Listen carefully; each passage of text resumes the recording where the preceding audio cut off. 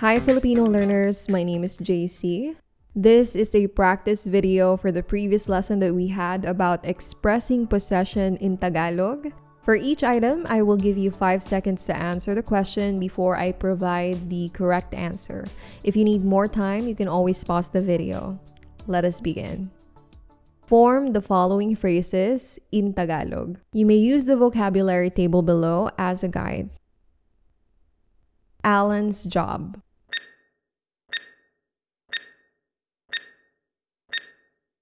Trabaho ni Alan. Cheska's socks.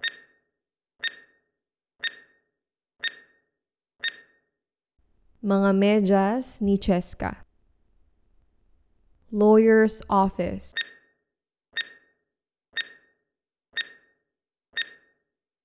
Opisina ng abogado.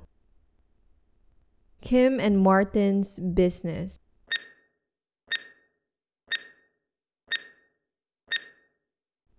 Negosyo ni Kim at Martin. Luisa's hands.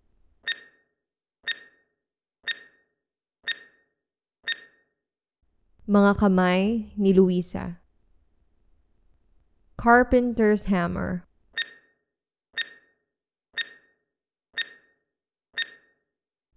Martilyo ng karpintero. Bicycle's wheels.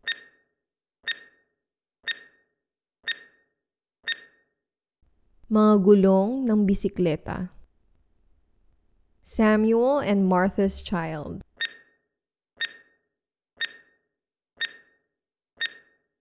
Anak ni na Samuel at Martha. Chicken's egg.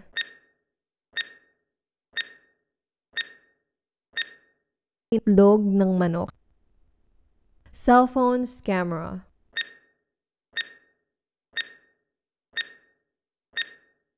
Camera ng cellphone. Form the following sentences. The desk is hers.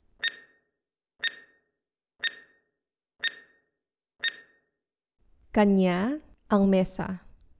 Or, sa kanya ang mesa. That is yours.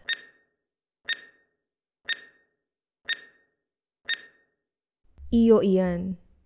Or, sa iyo yan. The land is theirs.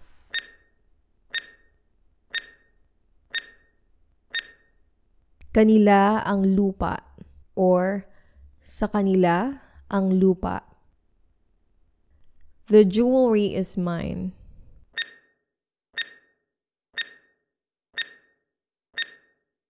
Akin ang alahas. Or, sa akin ang alahas. Complete the following sentences. I brought their things.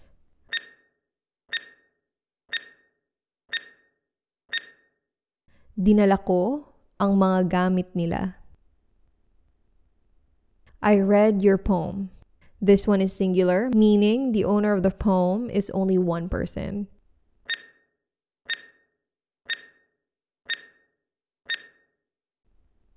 Binasa ko ang tula mo. I cooked our lunch.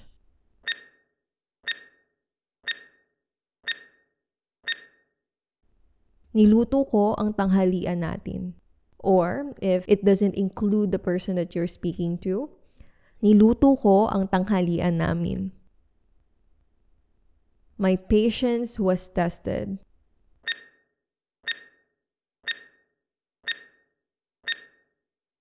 Nasubok ang pasensya ko.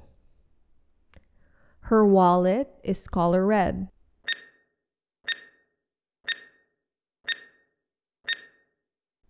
Kulay pula ang pitaka niya. I know your secret. Your for this one is plural, meaning it's two persons' shared secret.